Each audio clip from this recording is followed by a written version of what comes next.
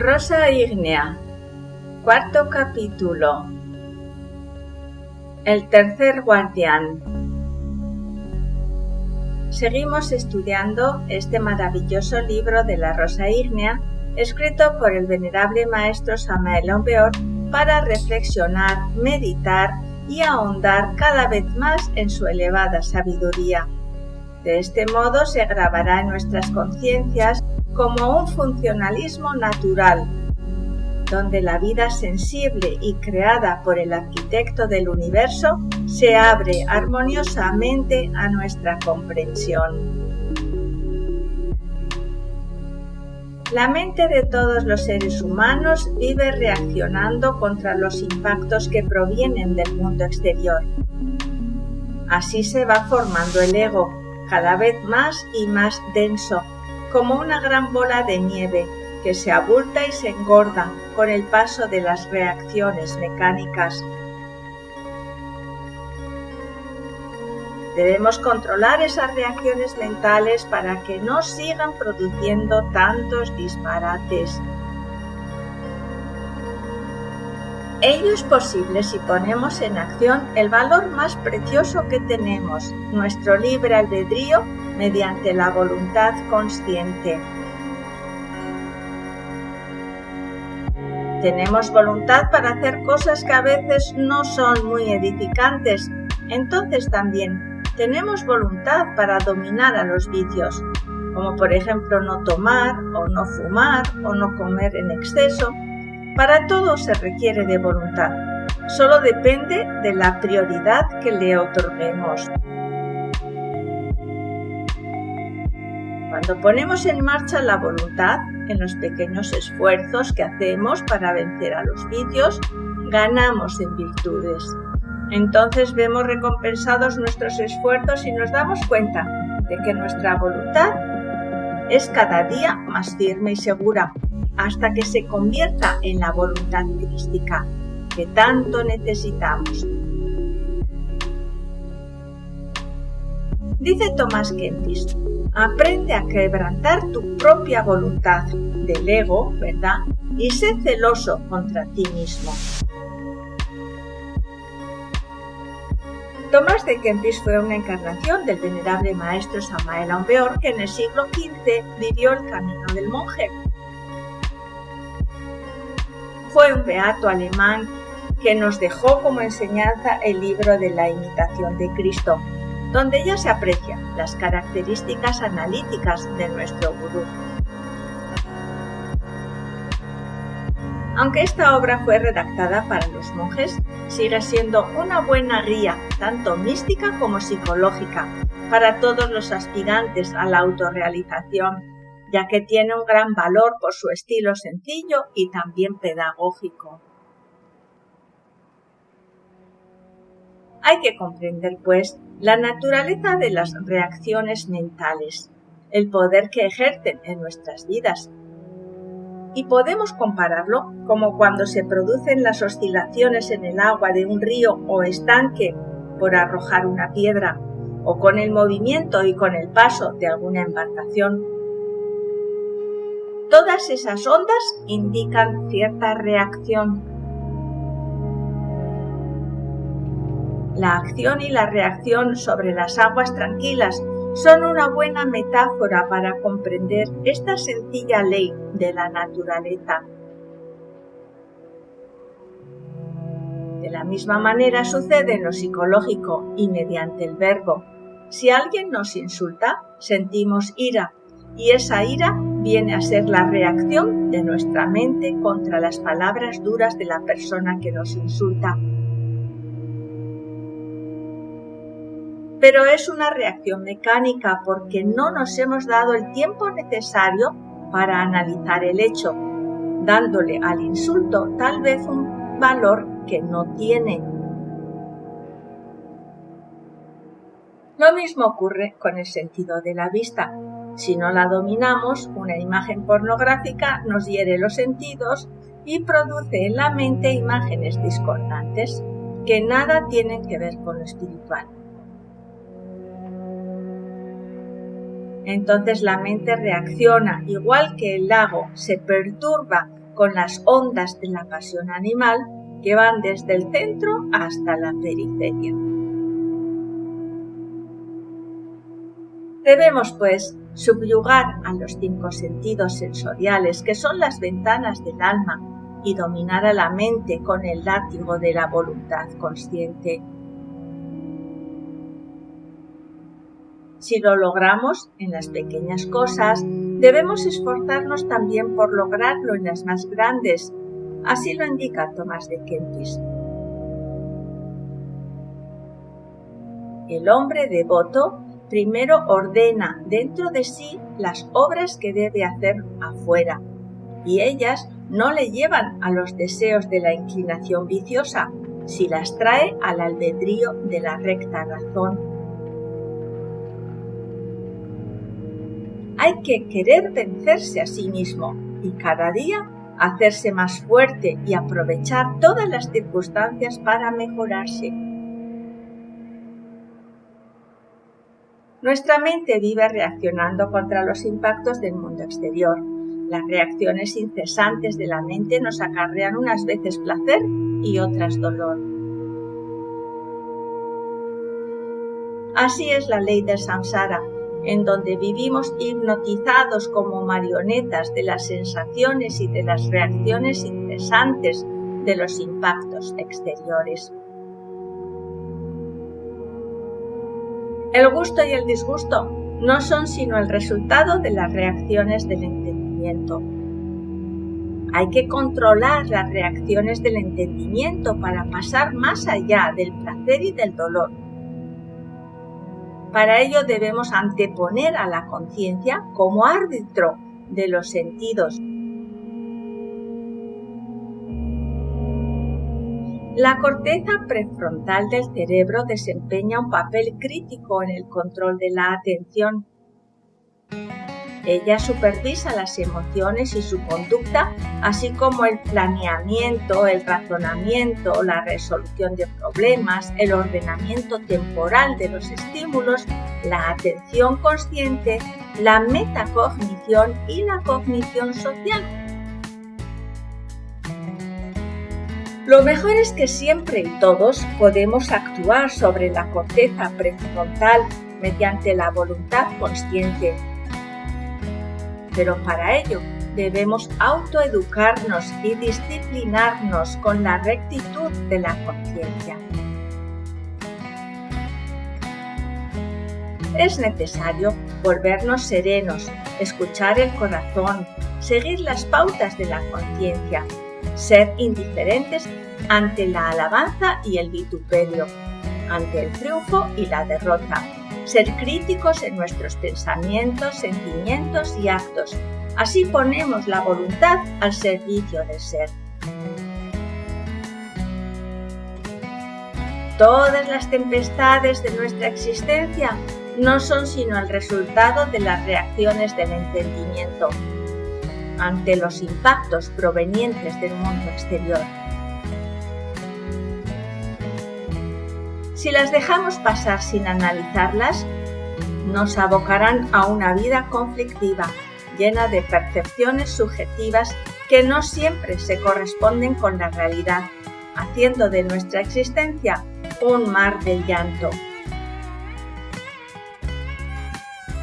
El maestro nos indica que las reacciones de la mente provienen de un centro nuclear. Aunque en la física materialista no comprendan cómo funciona la corteza prefrontal, el venerable maestro Samael Aun Weor nos dice que ese centro nuclear del entendimiento es el guardián del umbral de la mente y lo compara con el humo de la llama. El guardián es una criatura terriblemente demoníaca que vive reaccionando hacia el mundo exterior con ondas de placer y de dolor, de gusto y de disgusto, de odio, de envidia, de codicia y de maledicencia. Él es el egocentrismo subjetivo que nos lleva por el camino del error. Nosotros mismos hemos creado a este guardián con todas las malas acciones y decisiones de nuestro razonamiento subjetivo. Debemos comprender nuestro propio subjetivismo. Este está elaborado en base al estudio y a la experiencia, condicionado por las limitaciones culturales, sociales e incluso genéticas que se basan en los propios sentimientos y sensaciones. El subjetivismo está formado por lo que en psicología se conoce como genotipo, fenotipo y paratipo.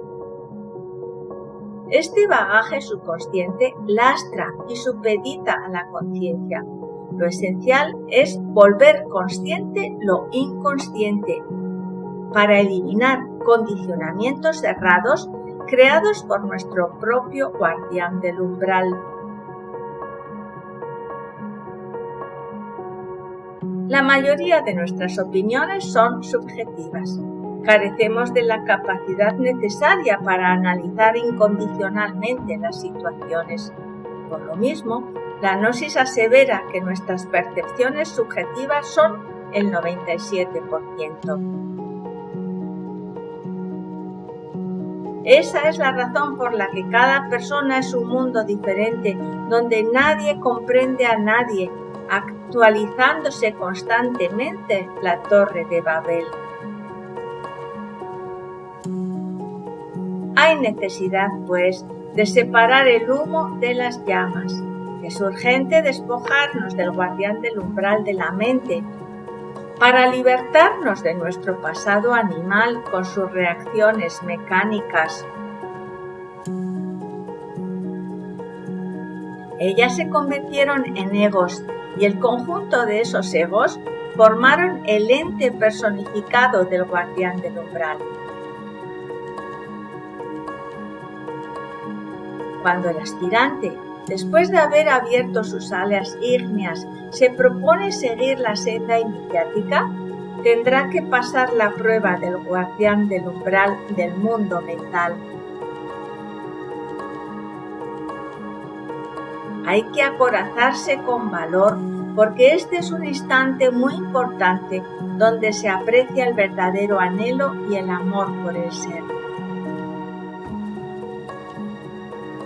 Si estamos concentrados en el íntimo, en el ser, si no nos dejamos llevar por el temor, Él nos auxiliará en la prueba para vencer al guardián y para quedar libre de su hipnotismo gracias al poder de la voluntad consciente.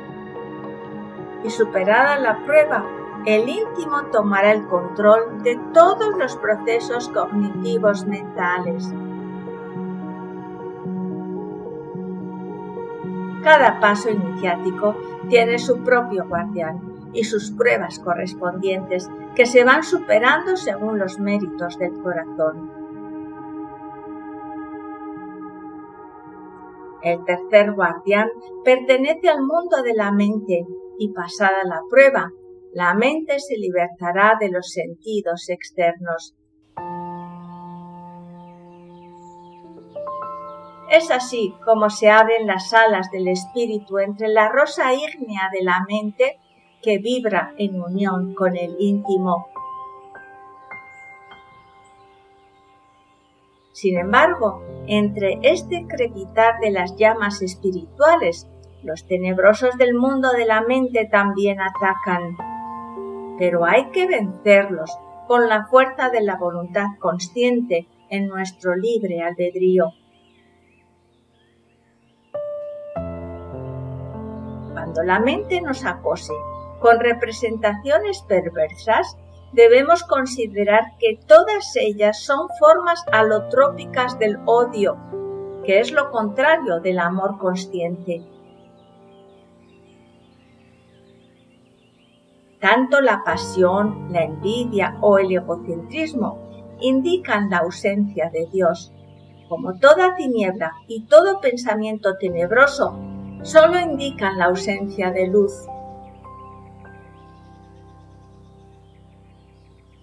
En química se dice que los elementos alotrópicos son semejantes porque tienen la misma fórmula, Únicamente lo que les da propiedades diferentes es su estructura. Toda sustancia es por tanto luminosa, mientras no se haya enrarecido por el subjetivismo razonativo. Por ello debemos identificarnos con nuestro íntimo, que es nuestra naturaleza real, nuestro ser, nuestra raíz fundamental.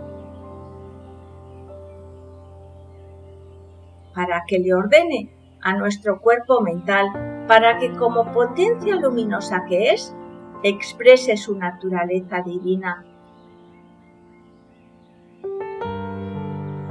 Hay que recriminarla para que vuelva a su condición, diciéndole: mente, no te acepto esta representación, retíramela, no te la admito, tú debes obedecerme porque yo soy tu dueño. Es por medio de la voluntad consciente que el íntimo puede controlar a la mente. Debemos identificarnos con él, sentir su amor y su protección, sentir su empuje en la vida, tanto física como espiritualmente. Podemos hacerlo con el mantra Omnis Haum íntimo, cantando o recitándolo, pero sintiéndolo siempre vivo, siempre activo en nuestro corazón. Es importante sentir profundamente su presencia para comprender que no somos el cuerpo, que tampoco somos el deseo, que no somos la mente, ni siquiera la voluntad ni la conciencia, que no somos la inteligencia, que somos solamente el íntimo, una fracción del íntimo que desea expresarse.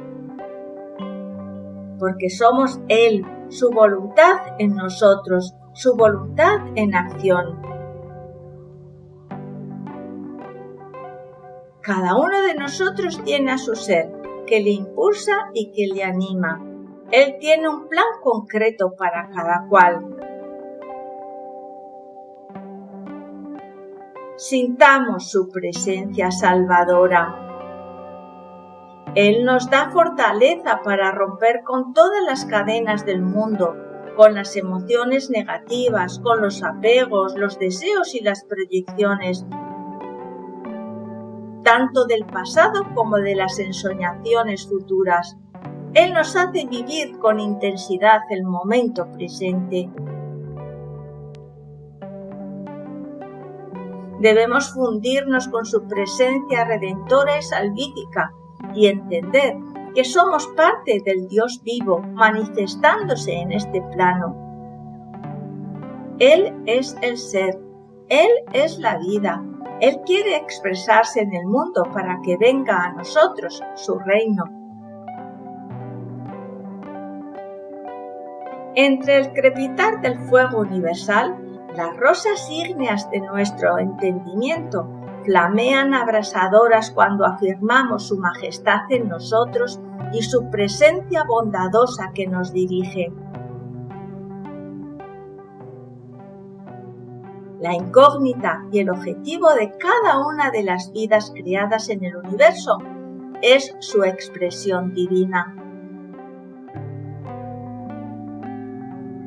Toda manifestación es su propia expresión, porque el ser es inherente a su creación. Con razón dice el Kempis, el que ama a Dios perfectamente no tiene miedo ni a la muerte, ni al juicio, ni al infierno, porque el amor perfecto asegura al hombre la entrada libre a la casa del Padre Celestial. Cuando el guardián del umbral de la mente huya vencido, dejaremos de vivir para lo material y se romperán los tres enigmas del tiempo: pasado, futuro inmediato y futuro. Entonces nuestra mente logrará el chisporrotear de la danza del momento presente. entre los grandes ritmos del fuego universal que dan ardor y fulgor a la existencia de toda la creación eterna y divina.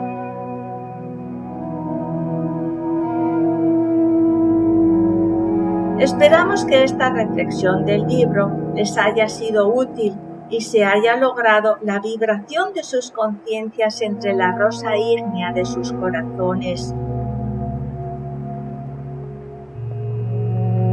En las asociaciones gnósticas se podrá estudiar el modo correcto de conectar con el íntimo y de realizar las prácticas correspondientes.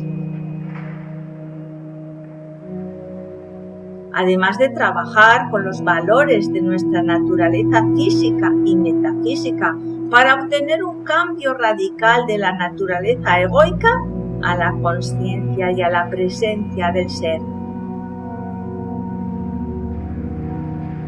En las asociaciones se puede lograr la unión de muchas voluntades, participando y ayudándonos entre todos como compañeros y hermanos del camino. De modo que se pueda equilibrar la carga negativa social y seamos fuertes contra el materialismo reinante.